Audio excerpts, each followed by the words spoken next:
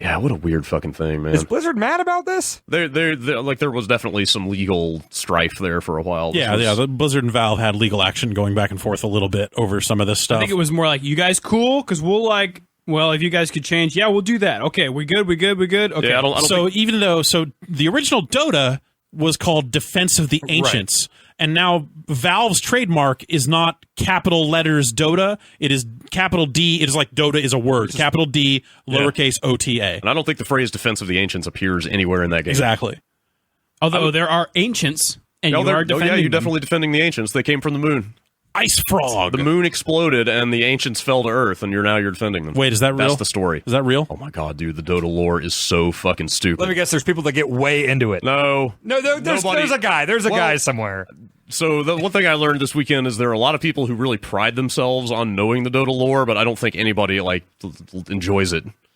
Like, I just think it's funny to know. I want that guy to write in. There's a guy who takes it seriously. I really respect. I want some Dota slash fiction. Let's see it. Oh, dude, you don't even need slash fiction. SK Wisp. It's in the game. SK /Wisp. Like there are characters that there are certain characters that have weird special relationships already in the game. Like you don't need. Is any of that reflected? Like if you have two characters on the same team that have a relationship, do they have special dialogue? Oh, absolutely. Okay. Like there are tons and tons of unique lines of dialogue in that game based on who the picks are. Wow, it's bizarre. It's good. It's super weird. Good. Yeah. They should do that. Yeah, totally. And meanwhile, League of Legends is like a game that is made in the spirit of Dota with none of that stuff. So they're making an even different offshoot of that sort of stuff with their own tweaks to the rules and a different free-to-play setup where you are buying heroes instead of buying cosmetics. And it is more popular than Dota. So it's making more money? Significantly more. Yes, Riot is making even more money than Valve is on this thing that is basically just Dota rebuilt. Well, I mean, if I was playing these games, I guess I would rather buy a hero that I can use permanently rather than some magic socks that give me +2 speed. Well, that's the thing, is you don't have to buy anything with Dota because it's just cosmetics. Dota, so you're just fuck the socks. Dota gives you all 100+ heroes off the bat. Like nothing gameplay relevant in Dota ever costs money. Oh wow! But I mean, you can buy like magic socks and stuff, right? Oh yeah, magic is tough. But it doesn't do anything. No, it doesn't. It just changes the look. Yeah. Okay. And League players are rightfully quick to point out that you can grind out fake currency and buy the heroes with that. In League, you don't have to buy them with real money, but obviously it's faster. Sure. Okay. The thing League does is strip out all of the bullshit arcane holdover mechanics from Dota and make the game make some amount of sense so that the new players can kind of have fun with it. Did you try League at any point? I've played it off and on, like back when it very first came out, like just a little bit. But it's changed a lot since then. They shipped it as a boxed product that you paid for, so it was kind of before free to play became the norm for a lot of PC games. But it gets rid of a lot of the nonsensical stuff and a lot of the really overbearing stuff. Like you don't lose money when you die. It's friendlier. So it's a kid game for babies, is what you're saying. Yes, that's what I'm hearing. That's exactly that's what I'm hearing you say. That's exactly what I'm saying. Leagues for children. I'm not arguing with what Brad Muir was saying. Like there are huge swaths of Dota 2 that make no fucking sense at all. I think you could say that about a lot of games, though. Kinda, but this is a whole other exactly. level. Yeah. I'm just saying it's not necessarily a bad thing. It's just a massive barrier to entry. Yeah, there are people that definitely get off on like extreme technical complexity in a video game, and when people have learned all that stuff and they can execute and they can handle all that stuff, like it's impressive to see. So seeing that stuff in person was kind of one of the most exciting things about being at this thing. I was hanging out with some of the guys from Daily Dota and other friends that have been playing this game for who knows how many years. Yeah, and things were happening that I wouldn't pick up on, and they would explain something, and you just kind of like rock back in your seat and go, holy fucking shit, it's like some kind of attempted gank is happening, and a guy, they're like tangos that you eat to get health back. Right, of course, tangos. You cut a tree down. You eat the tree. Yeah. So like the gank would be happening early in the laning phase or whatever, and a guy would like juke through the trees and eat a tree and kind of cut through there, and then like Crispy or whoever will be like, that was him knowing the exact tree in that exact like stand of trees to cut and juke through to break the line of sight so he wouldn't get hit and killed. My least favorite thing about, or my most favorite thing about Dota and a lot of MMOs and stuff that, is that we are still like comfortable, is that people are still using the term gank. Yeah, the lingo is really just kill. The thing is that like that is old rap terminology. Sure. Like, that is Eazy E talking about ganking motherfuckers. Right. Co-op And Dota being nerds. on the gank. And then, because people like to talk tough, when they would go kill other players in MMOs, they'd be like, yeah, gank that motherfucker. Well, MMO And then players are a all of a- notoriously tough crowd. Oh yeah, Absolutely. Yeah, No, yeah. that's and that picked up to a point where you were just able to say, well, this gank was happening. I ate the tree to get the guy. right. Like nobody. I think It's that insane. I know. It's one of these prime examples of like the English language is truly like, you talk about Dota being complicated. Think about the traversal path of that term to get to it coming out of your mouth right then and there, and how fucking insane that is. It is, yeah. Like the game is a weird holdover in a bunch of weird ways. You know? Yeah, a lot of that stuff has just Eazy hung E, around. big Dota fan. Oh yeah, When he was with us, God rest his soul. Yeah. But like that motherfucker could lane. little known fact. He made the original Eon of Strife map for StarCraft. Yeah, that's true. Eazy E started it all. That's He's right. the Eon of Strife. Yeah. He died in like That's where it comes 94. from. Yes. Yeah, it would have been 95, 96, Yeah. probably. It could have happened. Yeah, I don't know. I mean, whatever barriers to entry there are for new people to get into this game, there sure as hell are a lot of old people or old fans of the game who are hanging around because I think they sold something like 12,000 tickets for this thing, and that place was pretty packed the whole time. Yeah. Did Are you, seem are you like in there the- all day? Yeah, more or less, yeah. Like going up there, my idea was like, it's going to be 8, 10, 12 hours a day of Dota matches. Like I'm sure we'll pop out to a bar here and there and just like fuck around, do other stuff. Like no, we kind of just rooted in seats and just watched match after match. What does that place smell like? It was actually, the air conditioning was fantastic. It's not. I did not have a problem with that. Wow. And they're selling overpriced, like, arena beers. So Yes, you could yes. probably. you could get it your $9, $8 Pabst Blue Ribbon. Oh, well, if that's you okay. want it, Yeah, it yes. was $9. That'd be Your crazy. $12 chicken fingers if you want. Yeah. Sure. Why not? But just like seeing the scale of the production, like the scope of the event, how many people there were there, but also the attention to Did you detail. get to see Bruno's jacket? I saw, I saw every jacket. Wow. Like every day, I made sure to have a clear line of sight to the analysis desk so I could, peep the daily fashions. Yeah, it's pretty impressive. yeah. I thought he did well this year. Yes, yes. The little bits people would send me photos. Yes. Like, here's what Bruno is wearing today. I Yep. said, thank you for sending that. Now I don't have to watch. he set a piece of paper on fire at the analyst desk one day. Okay. Yeah, Yeah. he's a cool guy. Yeah. But yeah, like it was a super well run event. Like it was generally pretty pleasant to be there every day beyond just the logistics of cramming 12,000 people into an arena and getting seats. Sometimes it was tough to get good seats Because it's but- like general admission. You're not like buying seats. yeah, right? we were. Yeah, I wasn't sitting in anything fancy. Yeah. Kind of. Maybe I should have expected this, but like being there in person was kind of in some cases the worst way to absorb what was happening in the game. I think that's true of a lot but of that's- live sporting events. Sure, sure. Yeah, and wrestling, same deal. Like, Depending on where you were in the auditorium, the acoustics might have made the casting like kind of too echoey to really understand well, or like you were at a bad angle to the screen and you couldn't read a lot of the stuff, so it was harder to tell what was going on. But at the same time, you're like paying more attention to it. You like again, you're feeling the energy of the crowd, so you can tell who they're rooting for. Like you're kind of getting more into the story of the tournament over the course of the days. yeah. Which was super exciting. And it like Dota just took over Seattle. It was insane to the point that like I was walking down the street one day with like wearing my lanyard, like walking up to the auditorium, and then some lady was walking by and just said like, "What does Dota stand for?" Truth, justice, and the American way. Thanks for asking. Keep walking. Like the lady at the hotel that checked us in the day we came in was asking about it. Like she didn't know much about Dota, but like she had watched league tournaments before. Like it was weird. It was like everybody in Seattle knew something about Dota. It was like It's weird when a very specific crowd just descends on a city like Yeah. that. Because like WrestleMania, there's 90,000 wrestling fans there. We were seeing people at bars that were there for weddings, and they were like, "Are you here for this? Like, why is everyone just saying yes all the time? Why is everyone chanting yes, like walking down the street?" It's like, "Oh yeah, you came on a terrible weekend."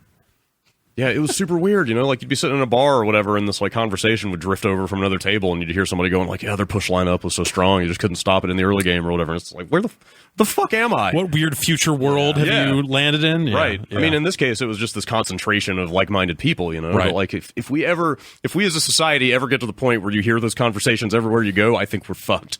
oh yeah, totally. I think we are done. We are done. Yeah, I don't know. We'll see how it goes. I mean, there was all the ESPN stuff, and I know there's like some, imagers floating around of like tweets from people putting ESPN on and going, "What the fuck is this shit?" Was it on real course, ESPN It was on or like ESPN ESPN2. Yeah. okay? And I think even that was just like the pre-show interview with Gabe and like a limited stuff. Most of it was on ESPN 3, which is that even a cable channel or is that just a web stream? It might just be online. I don't know. It seems weird to me that they would cover it at all. I mean, because I know I think they've been looking for a way into this for a while. What makes this a sport? MLG, didn't they? Have they? Years ago. Little bits. They've experimented with over the years, yeah. I mean, I'm fine with people calling it esports and everything. That's fine. It's a term that was made for this. But, like, what makes this a sport that's, worthy of being covered on ESPN more than multiplayer Counter-Strike? But keep in mind that, like, more people care about this than care about multiplayer Counter-Strike. That's true, yeah. And they do a bigger production, and it's a little more TV-friendly that way. Yeah, and also, like $10 million speaks pretty loudly. Yeah, they have a huge prize purse and that sort of stuff. But keep in mind that ESPN2 is the network that also has been broadcasting, like, poker for years. Like before the poker boom, cheerleading competitions. That Gabe Kaplan fucking hosting, the World Series of Poker, darts. Like haven't they had? And they have darts. Even they have a bunch of bullshit. Haven't they had like competitive eating on there? Yeah. They air their 4th of July, the Nathan's contest every year on ESPN. I feel like like darts and cheerleading. At least you're moving and doing something, I guess, remotely athletic. There's nothing athletic about Dota. For me, it's poker, and poker's not a sport. You look at poker and you're just like, I mean, if they're airing this, then the door's open for anything. I guess, yeah, because poker's not a sport. But it's competitive, and it's. I found when the poker boom happened, when like the World Poker Tour got on like the Travel Channel or whatever it was, and sparked all those other shows. And made the World Series of Poker even bigger and all that stuff. Like, I found it super entertaining to watch. It got me into playing actual poker. Yeah, it was awesome. Yeah, me too. Yeah, and I was never any good at it, and eventually stopped. I was just like, I don't have the patience for this. I just like to play cards, and folding over and over again is boring. But yeah, like I found myself like there were definitely like nights where like, oh, here's the live feed before it airs on ESPN. Here's the fucking live online feed of what's actually happening at these tables, and I found myself watching that with no commentary. Just the cards. So there's no just the cards, and you're not even seeing the whole camera at that point. So you don't even know what the fuck they have. Oh, really? And you're just watching. Here's a video camera pointed at a fucking poker table, and I found myself watching that when things got real bad. Yeah, but like they found a way to make poker compelling for television for a while there. I mean, it was a fad. It's definitely gone away. I mean, poker is probably bigger than it was before the poker boom, but it's nowhere near where it was, and the television ratings aren't there anymore. Which means that all these TV executives have been looking for the next poker boom, which is where you have like MLG and like their guys, their representatives being like, this is the next poker thing, like trying to go out to television. And this has always been their pitch when they try to make esports real, when they try to make it a mainstream thing. They always say like, oh, it's going to be, and then when poker happened, they got to say like, it's going to be the next poker. Within 5 years, this is going to be bigger than poker. And no, it's not, because like no one wants to watch competitive Counter-Strike because it's a boring ass thing. Like first-person shooters in general, I think don't do well as a spectator sport because you're just watching guns walk around the screen. Yeah. If those games had better spectator modes, like maybe. I don't think so. But even still, like that's a real reach. And I think fighting games can do well because it's relatively easy to understand the basics of like, you need to hit that person more than he hits you. Oh, if you've never seen a video game in your life, you could, I could point to my grandma and say like, okay, when that's all red, that guy loses. Yeah, that's his life meter, and then these two are fighting. Yeah, but also most fighting games have a pretty appreciable amount of strategic depth too. Exactly. It's all about positioning and feinting and kind of getting into mind games and stuff like that. Totally. But I'm just saying, like, from like if you've never played a video game in your life, you could look at it and figure like, oh, okay, it's like boxing, but that guy's throwing fire. That guy's shooting a gun. Sure. Out of his that man has a backwards baseball cap and is firing a gun. Who are you talking about? Johnny Cage. Oh. Yeah, so I think fighting games work well in that format in a mainstream way. And I think Dota does not. And they had their new player stream, which I saw people, kind of saying a variety of things about, kind of saying like, oh, they're trying, but they're like talking about it as if you are already playing Dota, as opposed to like you're like, what the fuck is this? Right. And that's what they really need, because it's the benefit of something like Dota over Call of Duty or over just about any other game is that Dota doesn't fucking change. Like I'm sure they're rebalancing it and all other stuff, but the map is the map. Yeah. It's not like It's not like, Call of Duty. It's like they don't invent a new football field every year. So they don't do like map packs or anything like that? Yeah, there's a map. There's one map in all of Dota? There's been one map since day one. Since day forever. one, Warcraft 3. Like, they remade that map, right? Yeah. Yes, it is that map. People don't want... Why don't people want variety? Why would people want... Like, do you want, 9 different football fields? Well, no, or do you want a regulation football field? Dota is a sport, Dan. Dota is the map is a regulation-sized Dota map. With, trees and goblins and crap on it. Like, a football field's a square with grass. Like that. I honestly think that, there would be something to be gained, but also maybe lost if they stripped out all that fantasy bullshit and was just like, there are fucking blue diamonds here, and those are what, just turn the fucking trees into diamonds. Right. Be like American Gladiators. Yeah. Like when you got to get the balls. Exactly. In the yeah, that stuff is mostly just, again, a weird holdover from the thing they made it with. Yeah, that to me, the thing that will kind of prevent it from catching on is that people look at it and go like, why is Lord of the Rings from a top-down angle on my ESPN? Right. That's the thing that's gonna, that would hold it back forever and ever. Right. I mean, but to answer your question, though, there's only one map because the depth and strategy in the game don't lie in the map. It's in all the matchups of the 100-plus heroes. But you couldn't take those... You have so many other things to worry about in that game that if they then also added 5 maps to it, it would then be too much. It would be unplayable. Wow. Yeah, it's a bizarre thing. It defies reason. I agree with you when you seem aghast at this stuff. I guess I assumed it was like a StarCraft or Command & Conquer, where it's there's 40 or 50 different maps here. But I mean, there are more mechanics and variations and possible avenues of kind of different strategies in that one map than most games have in all their maps combined. Is there just the one mode too? Just the 5-on-5? There are plenty of other modes, but they're all kind of gimmicky in one way or another. At the Invitational, tournament play is absolutely one specific mode. Is League the same way? One map? Yes, they introduced some variations. I think they have a single lane map and stuff like that. But again, every variation on the core is just a thing for funsies off to the side. It's so you can't turn on slappers only and tournament players. Tournament play is absolutely it's the full game more or less, and it's all about picks and bans of heroes, kind of counterpicking your opponents and trying to figure out a strategy that they won't be able to get in front of. So trip on this. Not when you go to pick your team in Dota in this mode, like it was a captain's draft or whatever. Mode, yeah. It goes back and forth between the teams because you can't have the same player twice. But also, players get to ban some of the characters as part of the phases of picking. They're like, we don't want anyone to use this character, so we're going to ban it right here. You can ban it for the other team? Yep. At the Invitational? Yeah. Why? How? Because the picks go in order. Because it's what is it? It's like the first one team picks, then another team picks, then the first player, the other team picks their first ban. No, the bans come first. The bans come first? You get 2 bans up front on each team. Okay. Before any picking happens. So when you have, these teams have studied each other and played against each other for years, and, they have certain players that are really fucking good with certain heroes. If they're up against one of those combos, they just take those specific heroes out of contention.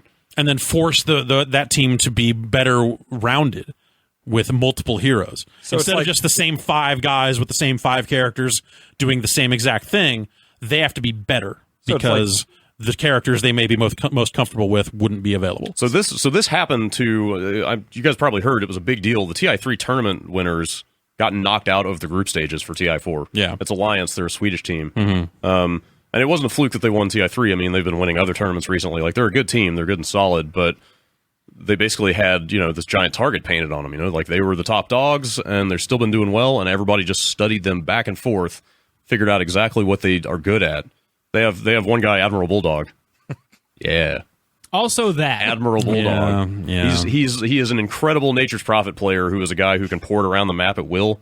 Okay. And is basically you're basically able to be where they are not at all times, and it's super frustrating to keep up with, and he's really fucking good at it. So just 100% of their games in that entire tournament, the other team just banned Nature's Prophet outright, So it's here is arguably your strongest kind of player and hero pairing, and we're just going to deny that to you in every single game, and they kind of couldn't overcome it. It's a crazy Which thing. is stupid, because you would have thought that they would have seen that coming.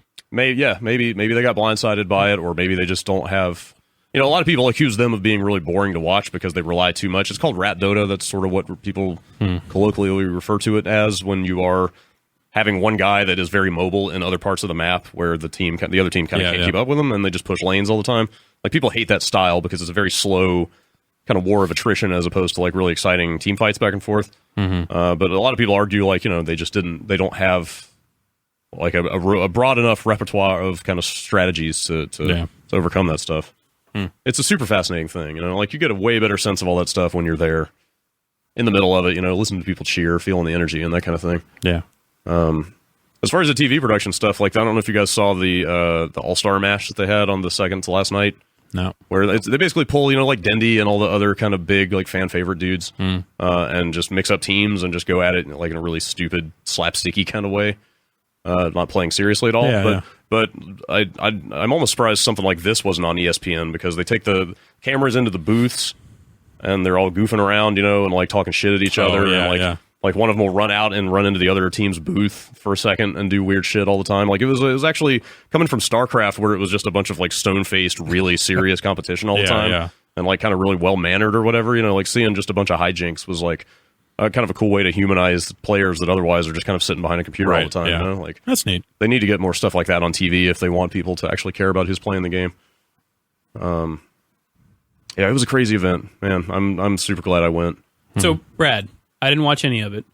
What match should I sit down and watch? And how do I do it? Probably the one I haven't seen yet, which was the first match of Sunday, because I got up late. That was the day. I think that was the day I got up late. Anyway, it was everybody like to a person said it was the best match of the whole thing. Okay. It's Cloud9.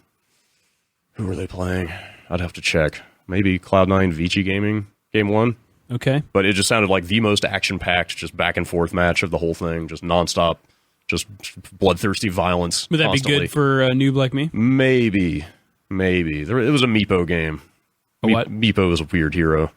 Meepo's this dude who can split into 5 copies of himself, and then you can, like, port copies around to other copies. Oh, boy.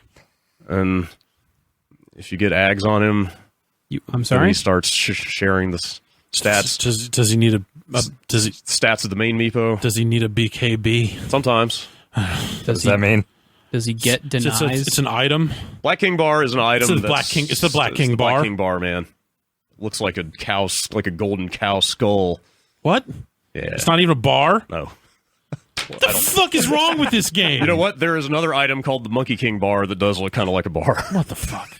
Don't know. Fuck Dota. Yeah, kind of. Yeah. Yeah, everybody who plays Dota and loves it will say that on a regular basis and probably uninstall the game. Is it like people that like smoke cigarettes? It's like they say they hate cigarettes. It's like, really, I need to go have another cigarette. Even when you love Dota, you have a really volatile relationship with Dota. It can be punishing and abusive. It's a great event, though. Go back in a heartbeat.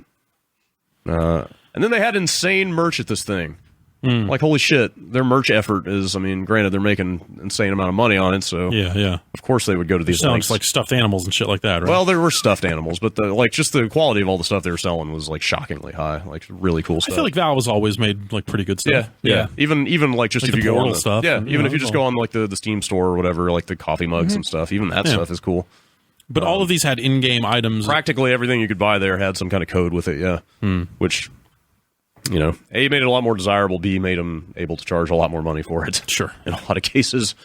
But yeah, some really great stuff in there. And then I got that item, and that was crazy. Yeah, so what is this item?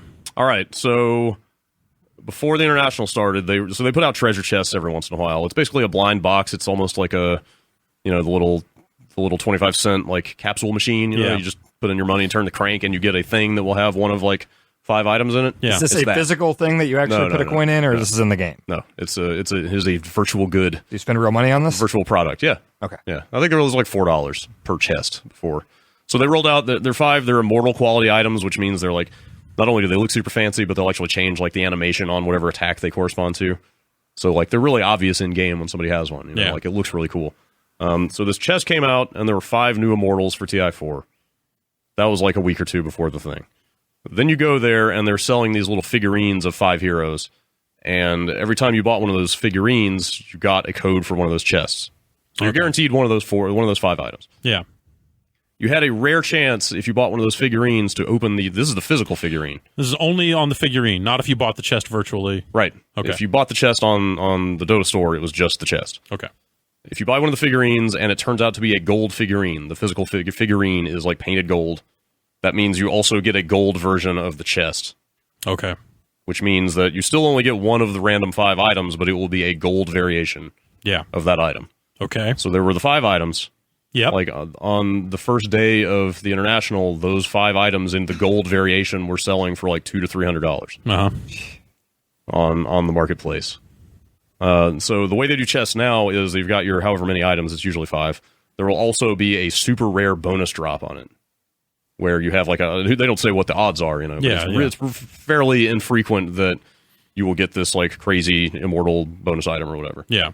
So there's also a gold version of that thing in the chest. Okay. So you see where I'm going with this? Yes. So, and it was a courier in this case. It was a little like chibi looking version of Doom called a Doomling. Mm-hmm. So and courier's nice because it's something you can use no matter who you're playing. Yeah, it's not just like I got a hat. Yeah, the couriers are always goofy, in some way. But the point is, it's purely just a function of rarity. So you already have to buy a figurine at the shop at TI4. You have to open it up and go, oh shit, it's a gold one. You already then have to scan the code. Yes. Get a gold version of the chest. Right. And then on top of that, there's another like super potential rare, which is that courier.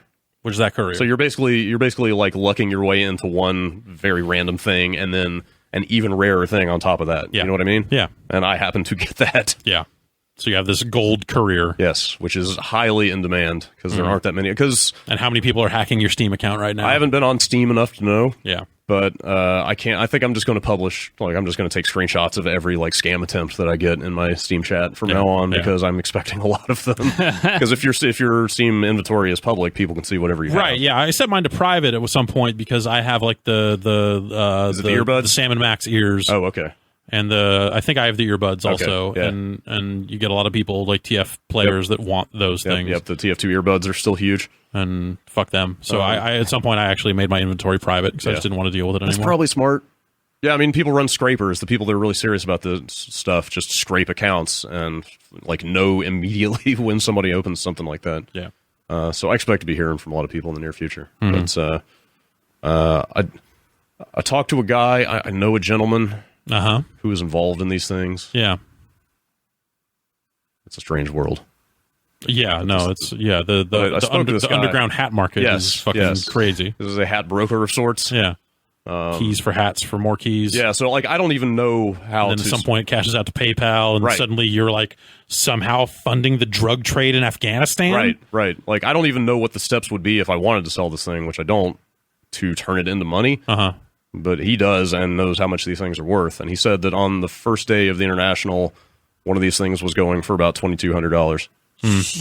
Wow. And then over the course of the event, more and more people bought figurines and found gold ones, and then so the happened price to goes get down. thing. And So as of the last day of the thing, he said it was down to like $1,300. Except this is the amazing part. He described he described the value of the item in terms of another item, which is a dragon claw, which is like one of the original really rare items, which has since like long ago been discontinued. Right. So there's no way to get it anymore. So it's finite. So yes, since there is like it can have a set value. There's like a known number of them in circulation, so they have basically a steady monetary value. Okay. So he was saying like, on the day one it was worth like 9 to 10 dragon claws.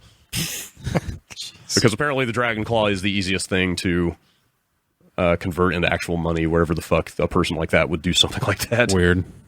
So you would actually like trade this item for dragon claws and then sell the dragon claws for money. Like it's kind of creepy to hear about that stuff. Yeah. When you sell something, do you get it in dollars? Well, that's the thing. So you can sell anything on the Steam market. That's the intended use.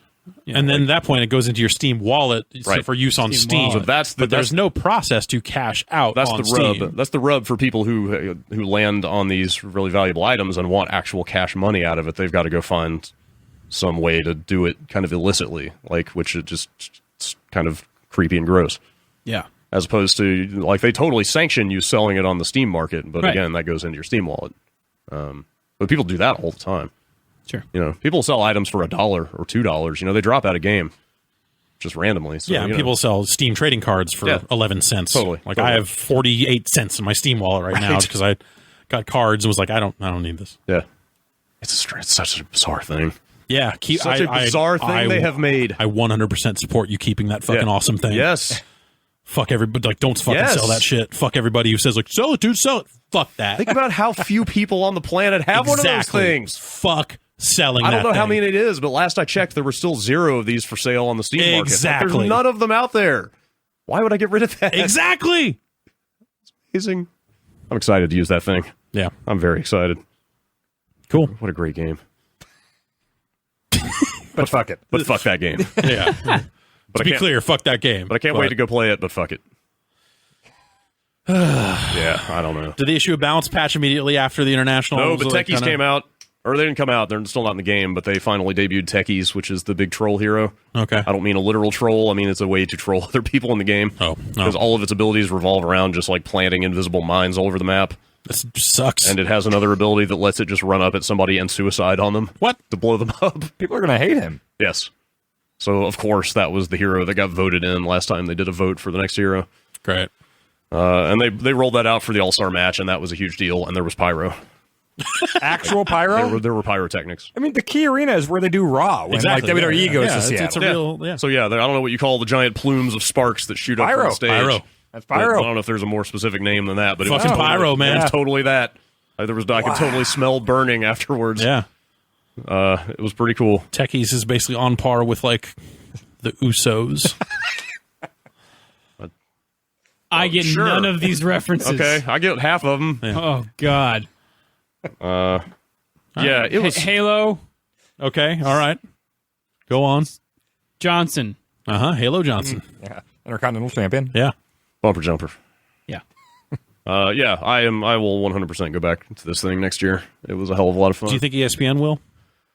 I don't know. That's a good question. Yeah. I also wonder if they've set such an insurmountable bar for the prize pool. You know, like I wonder if they can get there again next year.